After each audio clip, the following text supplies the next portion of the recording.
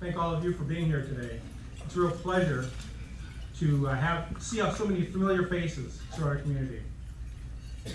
You know, the State of the City address is sometimes, I always look forward to it, but having it as part of the Chamber Luncheon is a new format for the City of Lompoc, and one that I hope will continue.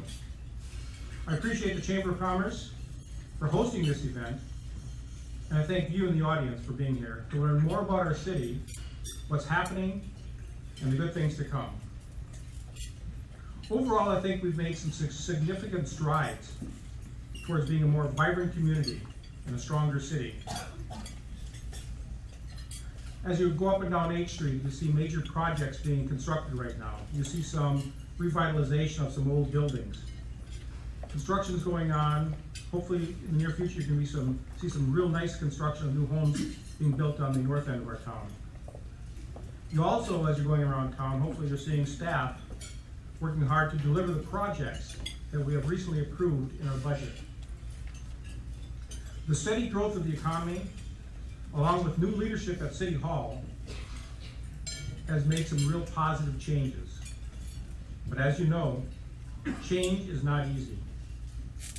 It means having challenging discussions, some heated debates, and making tough decisions. But when you have a clear vision of how you want our community to look, it helps to achieve these goals by having people you respect and you work with. Our community is a city council manager form of government, which means the city council is the policy-making body, and the city manager is the CEO of our city. That is why, since I've been mayor, I've asked Partick Wiemiller, our city manager, to give the State of the City address. He runs this company. Who better to give the address than him? As mayor, I chair the policy-making body of the city council. And as I mentioned earlier, it is an honor to serve with the other 4 gentlemen. Our city manager will spend some time this afternoon summarizing what's been going on in our community, the successes in the past, and also pertaining to some of the successes we hope to see in the future. And we will be celebrating those. But the real theme of today's State of the City address is the future. Never before has it been more critical in our time where the decisions we make today will impact our children, grandchildren, and generations to come. The decisions we make on the city council, community members, business owners, and private citizens, these decisions will dictate where we go from here. Do we go down the path that we started, the path of success, or do we go back? Do we take a step backwards? We need to continue the steps forward to continue the economic success that we've been having. A step backward will contribute to economic suppression and continued inadequate infrastructure. I, for one, I am committed. When I leave this job, I am committed to make this city a better place than when I found it. I am equally committed to putting the tools in place that will perpetuate this concept. It is now my pleasure to introduce our city manager, Partick Wiemiller. Partick came to the city of Lompoc as manager in January of 2014. He is an honors graduate with the California State University at Fresno with a bachelor's degree in finance and an MBA. His career has spanned 4 decades. Patrick, can someone get him a cane and a wheelchair? 4 decades. These 4 decades have been in both public and private sectors, including banking and agriculture. But for the past 23 years, he has been in local government. As an aside, recently the City Council completed an annual performance appraisal on our city manager. And while I can't go into the details of the evaluation, the appraisal, I can tell you that as a member of the City Council that hired Patrick as our city manager, it is one of the best decisions I ever made on the City Council. Patrick is an experienced in city government. He's experienced in leadership, and exactly what we needed then, and exactly what we need now to have this city continue moving forward and to continue to grow stronger. Ladies and gentlemen, Patrick Wiemiller.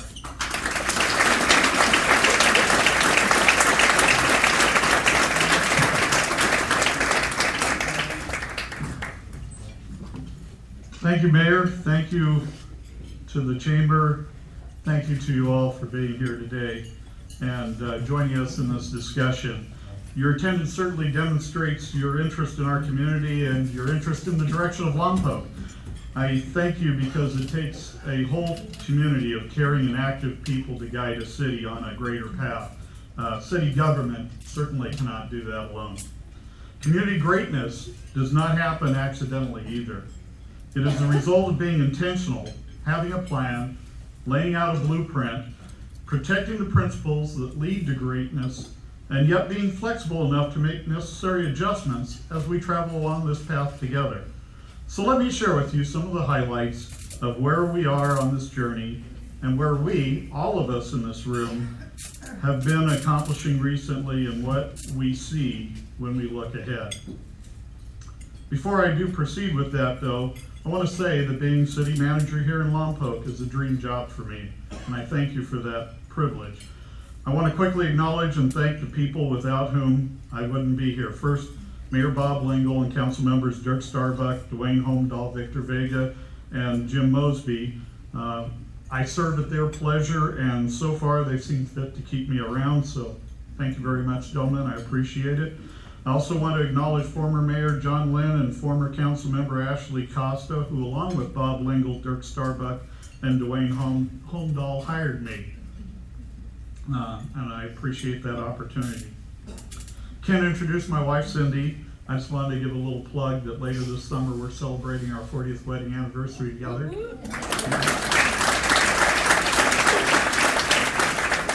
My colleagues have only worked with me for 2 years, and they're wondering how in the heck she's done it. But anyway, maybe she's got tips for them. I also want to thank my mom, who's here, June Chadwick. She's joining us today, and I certainly wouldn't be anywhere without her.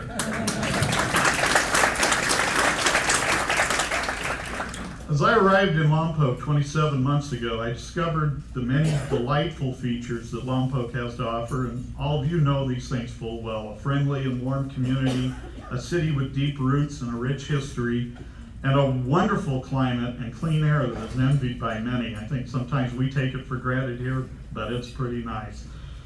And I noticed there was a lot of boomerangs, people returning here who had previously moved away, only to realize that it's hard to find a better place to live and raise a family than right here.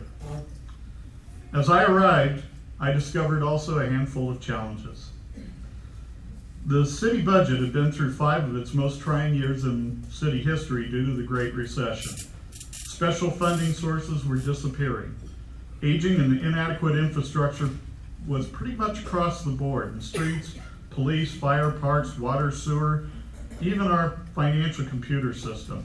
The funding mechanisms to pay for new infrastructure had been severely underfunded for decades, and in some cases not funded at all. There was one of the big challenges I noticed when I got here. Perhaps this is the biggest challenge. In fact, for me, it's a paradox.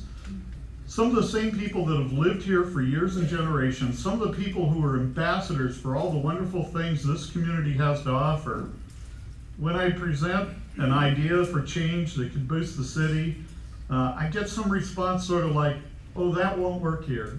This is Lompoc, or that's too nice for Lompoc.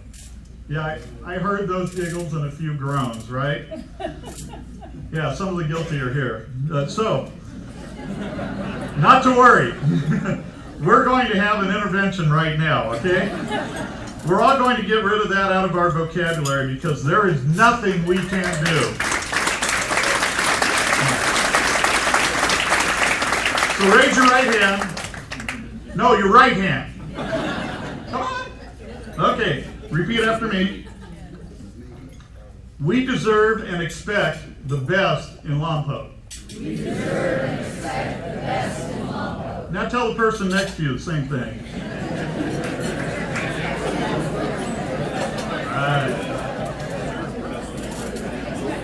All right, we're on board. I didn't ask you to take over the speech, though.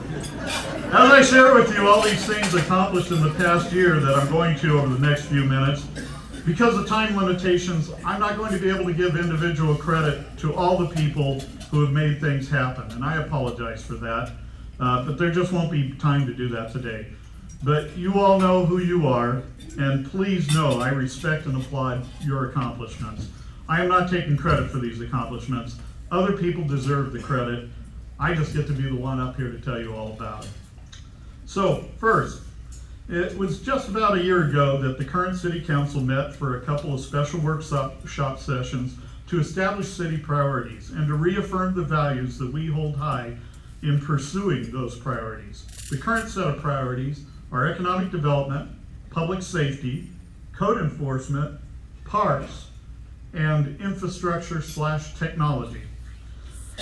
And the values include accountability, efficiency, and transparency. The City Council held these special workshops in anticipation of the coming budget cycle at the time, and was in that budget was in build mode. We developed the budget using a different approach than we had in the past, particularly keeping those values of accountability, efficiency, and transparency in mind. We developed a zero-based budget with each program needing to affirm its need, purpose, and funding levels. We stepped away from the former process of budgeting just based on the previous budget cycle allocations and making adjustments for such things as inflation and known price changes. Instead, we started from scratch, looking at operations based on anticipated work volume, cost per unit, efficiency standards within each industry that we operate, productivity norms, and allocated dollars according to the standards and priorities set by the City Council. I'm going to report to you along with topic areas formed over our budget. The services that the city provides can be characterized as providing necessities for the community, which is like our public works and public utilities operations, ensuring quality of life, which includes our economic development, housing, recreation, and library operations, and keeping us safe, which is our police and fire department operations. Please know that behind the scenes supporting all these activities include functional areas such as finance, human resources, purchasing, information technology, administration, and our city attorney. In providing necessities, we added 3 new positions in parks and building maintenance to help provide a better standard of care to our parks and to help recover from the positions that had been eliminated in the Great Recession. These positions are reducing the deferred maintenance list that had been growing for several years in our parks. We saw dividends pay off of the city's 10-year program to replace high-maintenance trees. After the first year, claims for tree-related damage incidents dropped 50% compared to the previous year. My experience with both public works and utilities is that they largely go unnoticed despite touching each of our lives several times a day. They go unnoticed as long as everything works perfectly. No one says a thing, but heaven forbid when something goes wrong, then we all notice. But to touch upon just the volume of daily operational imperatives, for instance, with our utilities, our electric division distributed 35 million kilowatt hours of electricity and did so with a fairly high level of reliability. Our water division served over 1.3 billion gallons of clean, safe, reliable drinking waters.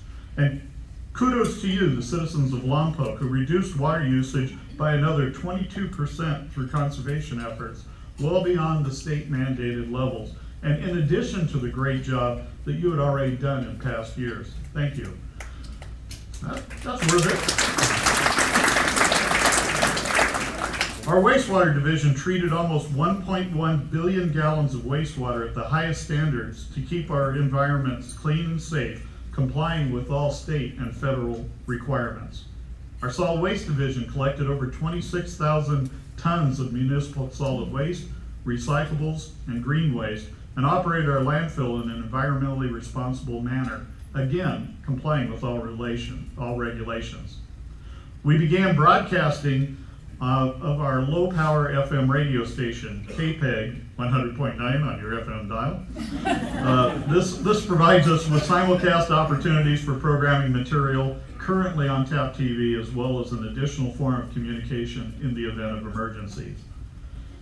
In terms of ensuring quality of life, the library has become a department of the city. This move provides a more stable current and future operating environment for the library. Soon after the merger, we hired our new library director, Sarah Blyle, an experienced and capable leader we stole from the Kern County library system. And then shortly after Sarah got here, we celebrated the arrival of the bookmobile.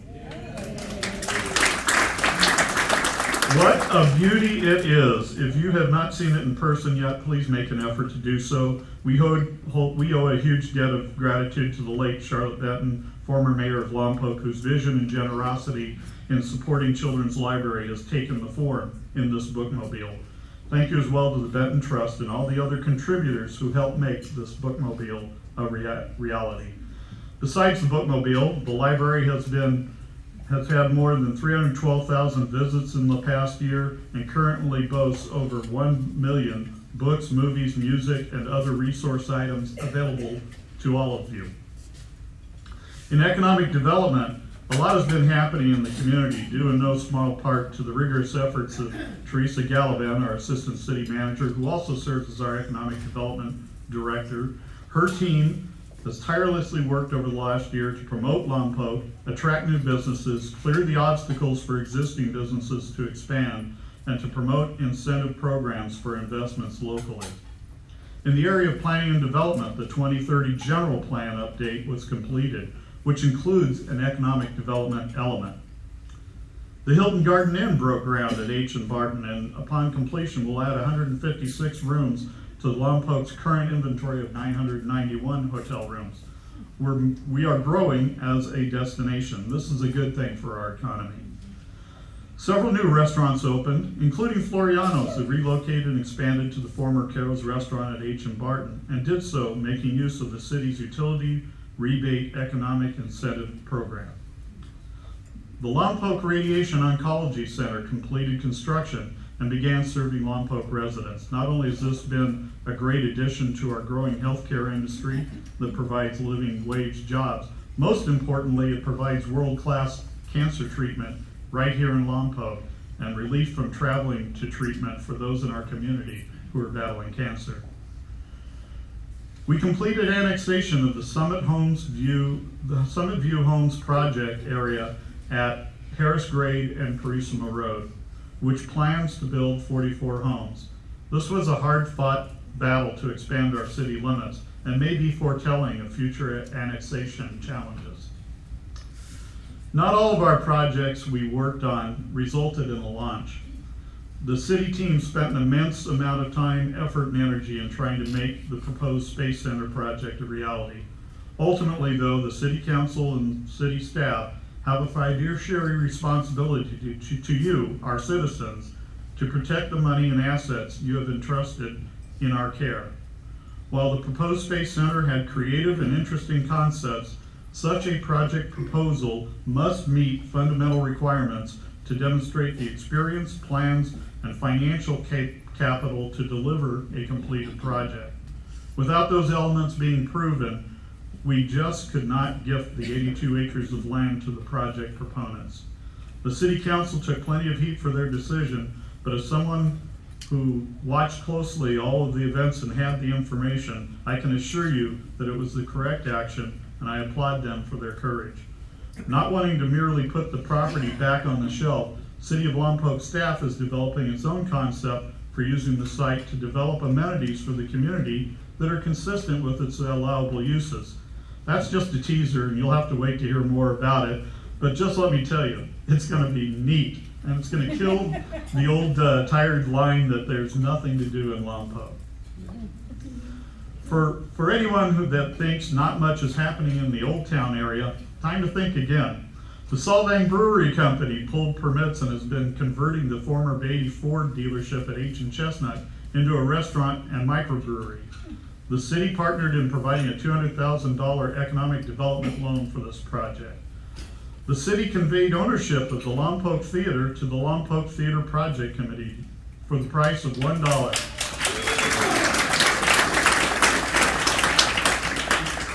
So that they in turn could begin their fundraising and restoration efforts of this historic property. We're looking forward to that with great anticipation. We celebrated the installation of the city's first creative crosswalks project at the intersection of H and Cypress. Yes, thanks. Where local artists' creations are on display in crosswalk areas that also provide a fun and exciting lure to pedestrians to get some exercise. Thanks to Joanne Plummer and Ashley Costa for bringing the concept to Lompoc and making it a reality. And watch for the next set of creative crosswalks coming to an intersection near you. The city replaced the last of its aged and corroded cast iron water main pipe in the Old Town area at a cost of about $550,000. All of these projects together show that not only are there progressive things happening in Old Town, but also that the city itself is investing as an active partner.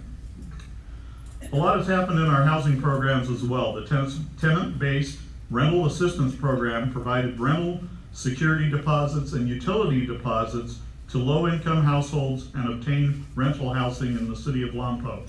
This last year, we assisted 89 households with that program, of which 36 were otherwise homeless with security deposits.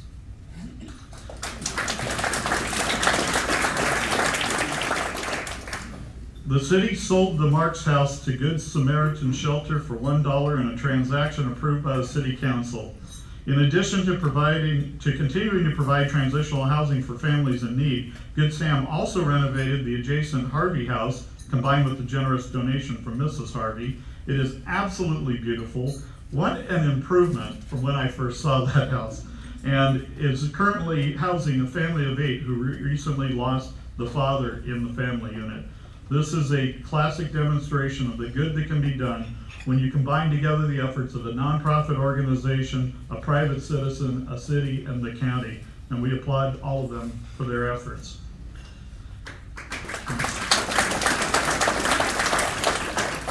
Here's a fun topic, parks. The Bike Skills Park opened this past year thanks to the efforts of the Lompoc Valley Parks Recreation and Pool Foundation, and a particular thanks to the exhaustingly hard work of Mr. Dave Baker and many volunteers who made that a reality. Work also began on the environmental studies for the proposed motorsports park. This is another volunteer effort from the Lompoc Valley Parks Recreation and Pool Foundation. The proposed project is intended to provide attractions for local residents, as well as being a destination for others in the region. Stay tuned as the project moves forward through its environmental review. A group of City of Lompoc employees organized a volunteer effort to create a beautiful and spacious barbecue area at Thompson Park. The area was built in honor of their late colleague, Dwayne Fuggs, who used to cook barbecue for youth fundraisers such as for Little League. I think it is a fine memorial and an example, a great example of city workers giving back to their community. Also at Thompson Park, thank you. Make sure you get by and see it. It's a great area. Also at Thompson Park, another volunteer effort is commencing from community members, including Lompoc Girls Softball Association, Lompoc Parks and Recreation Men's League, Granite Construction, and Wilco Distributors, all donating material, equipment, and labor to resod the softball field, while city crews will provide gopher wire and enhance other features. I love these public-private partnerships. We can do great things together. We completed renovations to the Anderson Recreation Center, which included a new gym, a banquet floor, basketball and volleyball sets, subfloor, an expanded seating area in the lobby, and lots of paint. Our recreation division hosted the only team conference on the Central Coast, and it continues to make significant positive impacts on the lives of local teens. The conference inspires and seeks to bring out the leader in each one. We had a return to movies in the park in the summer, providing free, wholesome family entertainment and helping preserve some of our small town feel. And one of my personal favorites, the Ryon Park Arch is once again standing straight up.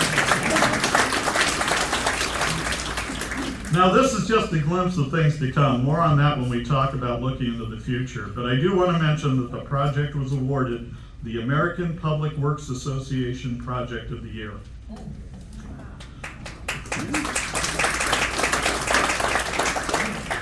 The city provided cash and in-kind services in the amount of $135,000 to support 17 distinctly different community events. We also initiated a monthly code enforcement team meeting, a regular meeting that brings together all the various departments involved in maintaining the safety and aesthetic standards of the city. The team tackles problems and issues ranging from graffiti to illegal dumping, weed abatement prior to fire season, hazardous property issues, and the like. Now on to public safety. In terms of keeping us safe, a lot has happened over the past year with both our police and fire services. Regarding police, I first want to acknowledge the continued fine work of Police Chief Pat Walsh and members of our police force.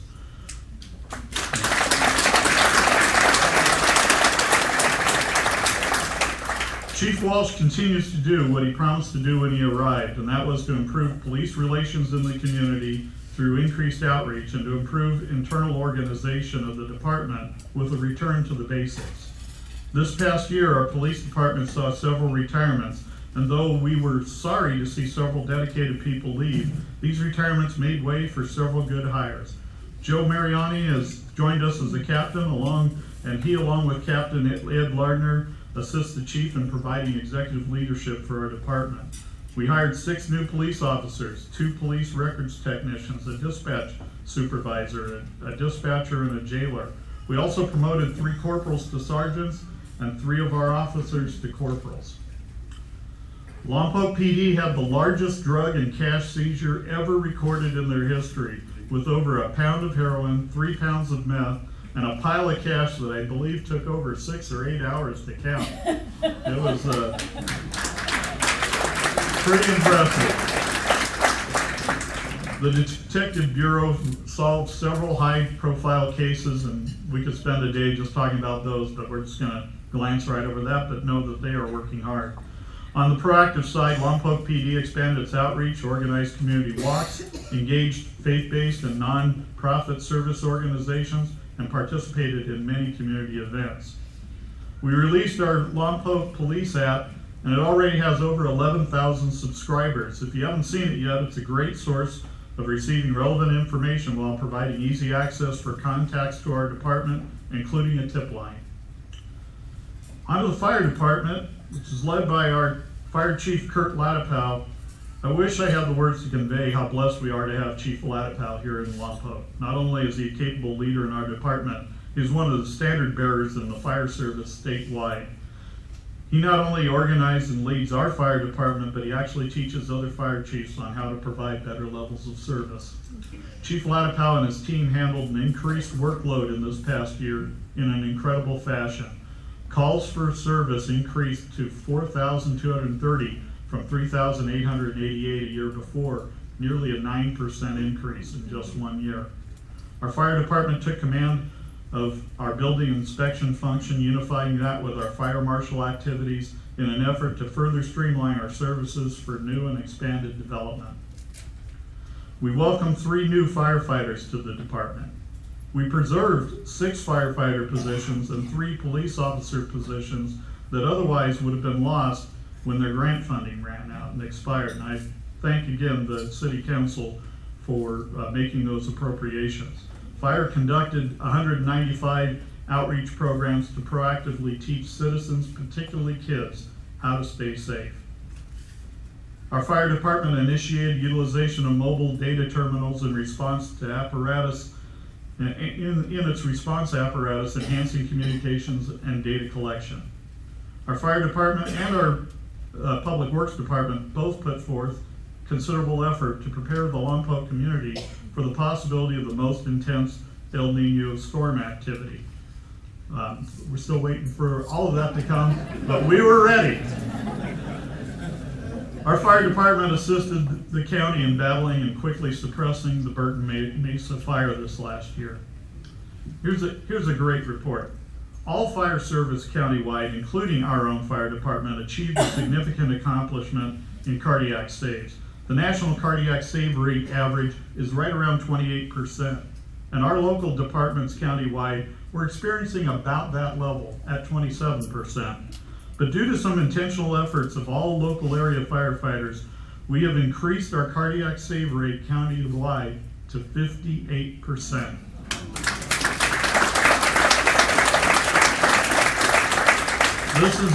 This is amazing. Obviously, it translates to actual saved lives. A large portion of the improvement can be attributed to increased training and shortened response times. So you can see why I'm such a proponent of having properly placed fire stations with adequate training areas. And speaking of fire stations, I believe one of our fire department's most compelling accomplishments of the year was the completion of a detailed analysis of the need and design of a replacement for Fire Station 2.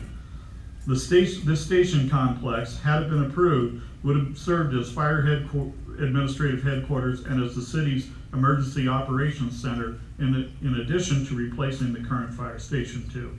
I'll talk more about our need for a new fire station in a few minutes. But as you can see from all these things we've been talking about, there is a lot going on in the city of Lompoc and a lot of forward positive movement being made. And I just gave you the highlights of what happened last year. There's so much more we could have talked about, but there's simply not time to have covered all that today.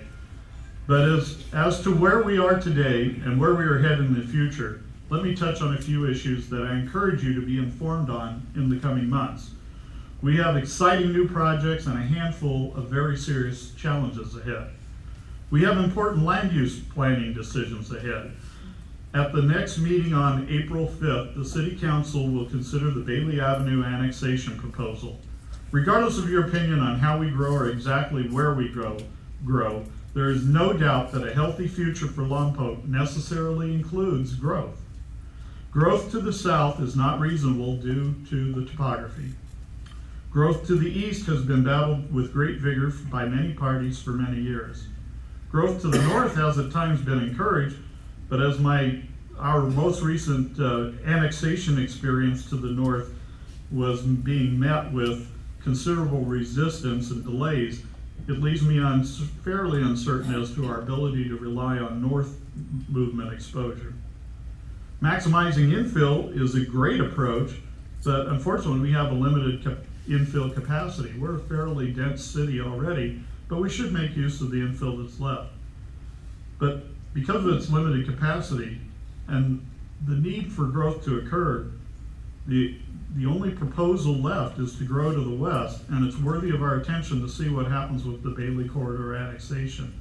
Without it, we could therefore only grow up, and I just don't picture Lompoc as a skyscraper type of community.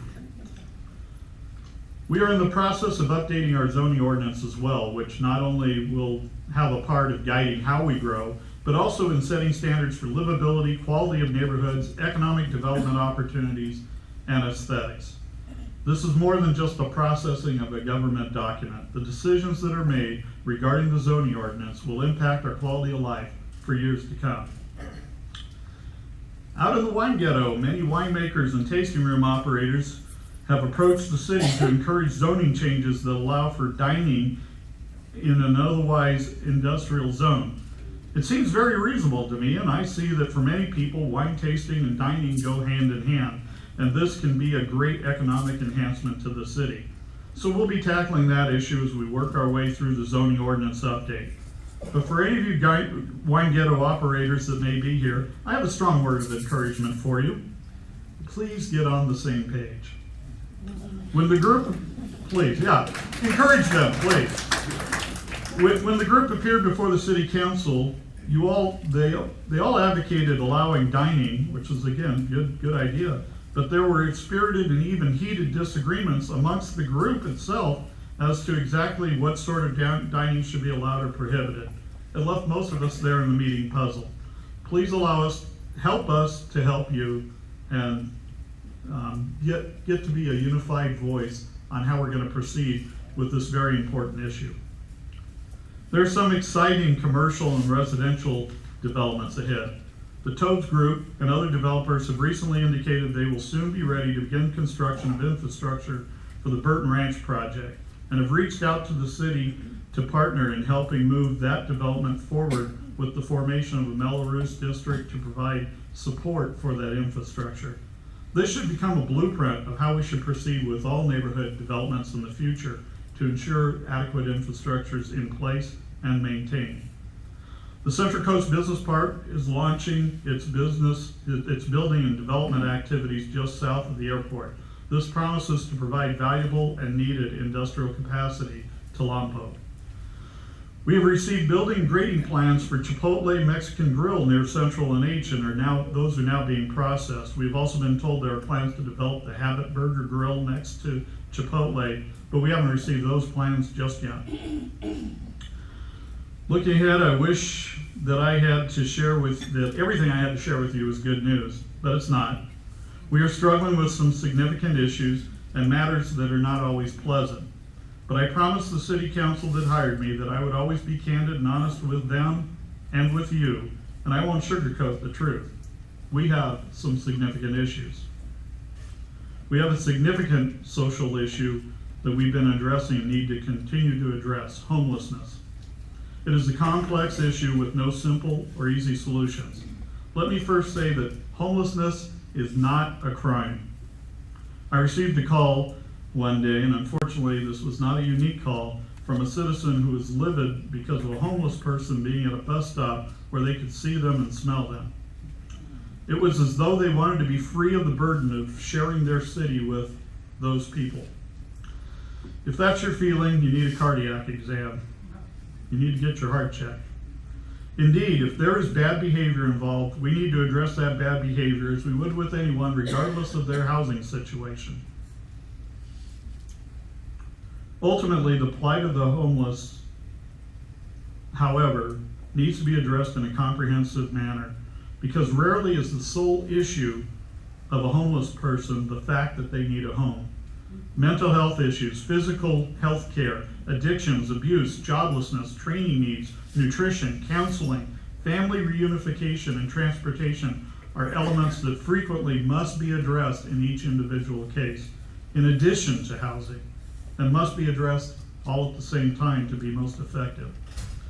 If we don't have comprehensive solutions, the likelihood of success of mainstreaming people back into society by merely providing housing is fairly low. We don't have all the solutions, but we have some ideas on the way to help, and we'll be working through those. In the meantime, I think there's a 1-2 process that we can do. First, help bring immediate comfort and meet immediate needs. Be generous in supporting organizations that are the boots on the ground caregivers to the homeless. Volunteer with those groups. If you are inclined to give, giving to those groups is generally so much more effective than giving cash to an individual claiming to be homeless. Second, be part of the discussion and advocate for comprehensive solutions for the homelessness. Hold those governmental agencies accountable that receive tax funding to provide services that the homeless need. Our city government has many needs. Insufficient facilities and equipment must be addressed and remedied as we move ahead. We can only provide our citizens the levels of services that you all deserve if we are given the tools to do so. Our current needs include, at the Aquatic Center, we are in the process of replacing one pool pump and repairing another. In addition, we are rehabilitating plasterwork at the pools. The Aquatic Center is a gem of our community, and those repairs are urgent in order to keep that gem shining. As I mentioned earlier, the City Council has identified infrastructure and technology as priorities in our city. The city's financial system is in great need of a technology boost. Far from the integrated digital systems used by most organizations of our size and scope, we have a system that combines components that are manual, spreadsheets, and some computerized components that are over 30 years old, which is like 210 in computer years. Now, in looking at if you take a little chuckle at the abacus and the green screen up here, you'll love to hear that both are currently in use. Okay, I'm the only one that uses the abacus. But that green screen is really actually the current system, and we've gotten to the point we have to have an old DOS-based monitor in order to be able to talk to a component of the computer system.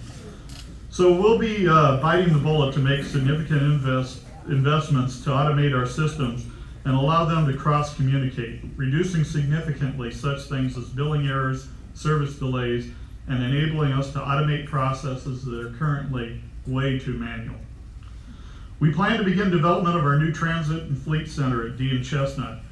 This will provide parking and security for all of our bus coaches, as well as adequate space to provide safe and efficient maintenance for all of our fleet of vehicles. City facilities like our current corporate yard, where fleet and transit are currently housed, are crowded and insufficient and in dire need of expansion. While we have made improvements at our airport, we need to increase airport reserves so that we can provide matching funds when federal grant funding is available for additional infrastructure improvements. We must continue to regularly replace aging water, wastewater, and electric infrastructure to avoid catastrophes and interruptions of service. To do so, we have to protect and preserve utility rates at a sufficient level to pay for that infrastructure. We also need to make sure that all impact fees are established at an appropriate level to pay for new development and growth, so that those costs are not wrongly shifted to current ratepayers. Impact fees must also be set at a fair share level to ensure that precious financial resources are not siphoned away from the needs of police, fire, parks, and streets. On the subject of streets, we need to take better care of our street infrastructure to both support our economic development and to provide for quality of life. Unfortunately, the funding sources for improving streets are no longer adequate or even relevant revenue models. The pay-at-the-pump gas tax approach worked when the gas tax was first established decades ago, but the tax was set at a certain amount per gallon and was never indexed to inflation. In the ensuing years and decades, the cost of street maintenance and road materials has increased dramatically, and the miles of streets to be cared for has expanded. The result is that we are at a point today that only a fraction of the number of miles of streets can be repaid. Combine this with the fact that automobiles achieve much better mileage today than decades ago, and what you end up with is many more cars on the road, many more miles being driven, an increased inventory of roads to maintain, and much less revenues to repair streets. Our pavement condition index is declining here in Lompoc and across the state of California. We've got the perfect storm for massive street infrastructure failure. The statewide gas tax needs to be eliminated and replaced with a license fee based on vehicle weight and miles driven, as those factors, along with time and weather, are what shorten the useful life of street services. Stay tuned as we lobby for that. Our parks are in need of capital improvements. Almost all of our parks need new restrooms, and we're working on that. The soccer fields of Riverbend Park need to be stripped, re-leveled, covered with stainless steel, gopher wire, and resodded. Finding the money to do this is definitely on our to-do list. I mentioned the Ryon Park arch earlier in terms of accomplishments, but straightening the arch was just barely scratching the surface of all the needs there at that park. Ryon Park needs a total makeover. We do already have plans to replace the stage, but we need to strip, lay gopher wire, and resod as well. We need to replace the walking track and the tot lot features. We need new and additional restrooms. We need to improve the electrical and the lighting. The parking lot pavement is in a state of total failure and needs to be relocated, expanded, and rebuilt. The vegetation across Ocean Avenue needs to be removed. We need to be able to see in and out. The current sports fields need to be either renovated or incorporated into the larger park complex. I'd go on, but you get the idea. I think the renovations to Ryon Park and to the soccer fields, for that matter, would be investments that would provide not only enhanced recreational opportunities for local residents, but also attract regional events and tournaments that would sell hotel rooms, restaurant meals, gasoline tanks, and other retail activity. But we are talking several $1 million here. So, but as I said before, we deserve and expect the best in Lompoc, so we gotta find a way to do that. Our police department's property room is woefully inadequate in terms of space, equipment, and tracking system. The property room is essential in storing and processing evidence, solving crimes, and ultimately prosecuting criminals. In addition, our dispatch center needs additional space and upgrades in technology as well. Our dispatch center is critical to getting police and fire help to you quickly when you need it. We are exploring options for expansion of those facilities. Our police department also needs improvements to its current fleet, not only replacing aging and heavily used vehicles, but also meeting basic needs like onboard computers with database links, in-dash cameras, GPS and GIS units, and armored vehicles. As to that last item, I know that some of you might get a little squeamish when I start talking about armored vehicles, and perhaps have a concern that the presence of such vehicles starts to look like we're turning into some sort of military state. But I believe that a show of force lets the bad guys know you mean business, and that we avoid tragedies when we show strength. And in the unfortunate event we ever have an active shooter here, I want that armored carrier to protect our first responders and to assist in taking out the shooter. I'll make no apologies for being ready to respond to that situation with speed and with force.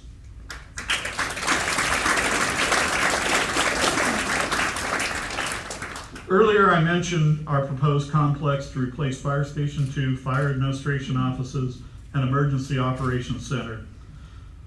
I don't know why 30 years ago, when the current Fire Station 2 was built as a temporary station, that a permanent savings plan and adequate fire impact fees were not established to ensure that at least a substantive portion of the necessary costs would be available today. But it didn't happen. The proposed facility that we have is not a Taj Mahal, as some might term it, but rather an industry standard facility that meets Lompoc's current and immediate future needs. It was designed with meticulous attention to space and use needs of the people, equipment, and apparatus needed to adequately protect the community, to protect you and me. Its proposed location provides an optimal mix of coverage and response times. And indeed, if the appropriate financial decisions had been made 30 years ago, and we have the cash to build it today, we would not be saying, that is too nice of a station for Lompoc, or that's too much money for what we're getting. We would recognize that it's exactly what we need, and we would build it. So I'm not here to be a Monday morning quarterback and second guess the financial decisions from 30 years ago. And I'm just trying to explain that Chief Latipow and I inherited a situation that needs fixing, and we are trying to fix it. And to do so, we need to finance that project. I am debt averse. I don't like taking on debt. And I wish this situation was one we had not inherited, but we did, so it's time to quit whining about it and get to providing solutions. The fire staff, finance staff, and I presented a financing program that I believe, no, that I'm certain we can afford. I am willing to put my professional reputation and my career on the line to back that up, because I believe that strongly about it. The easy thing for the chief and me to do is to shrug our shoulders, say we can't afford it, and let someone else figure that out in the future after the need has become greater and the solution has become more expensive. But this isn't about making it easy on me. Now, I respect the fact that the majority of the city council was not as confident as I was in our ability to afford this project, and I have every bit as much respect for each member of the city council as I did before the vote. We have a difference in professional opinions, and that is an honorable thing. I am certain it was a tough decision for each of them to make, and each wrestled with the issue quite a bit. But if I understood City Council correctly when they took that vote, their preference is to come back with a different method of paying for the project. To that end, we have agreed, City Council included, to bring forward an impact fee study so that we can set impact fees on new development, all impact fees across the board, not just for fire, at the levels that contribute the fair share for the city's cost of growth to the new development that triggers those same costs. It's exactly what I wish they had done 30 years ago. And although yesterday would have been a better time to do it, today will work. And at least today is much better than tomorrow. So no more kicking the can down the road and leaving the future to future generations to figure out. We need to correct this and other situations neglected as we grew. Fire, police, parks, streets, city facilities, by taking this fair share approach. Stay informed and please hold us accountable to make tough decisions that preserve our collective future. I want to thank again the Chamber of Commerce for hosting this event, and may God richly bless you and our great city in this coming year. Thank you.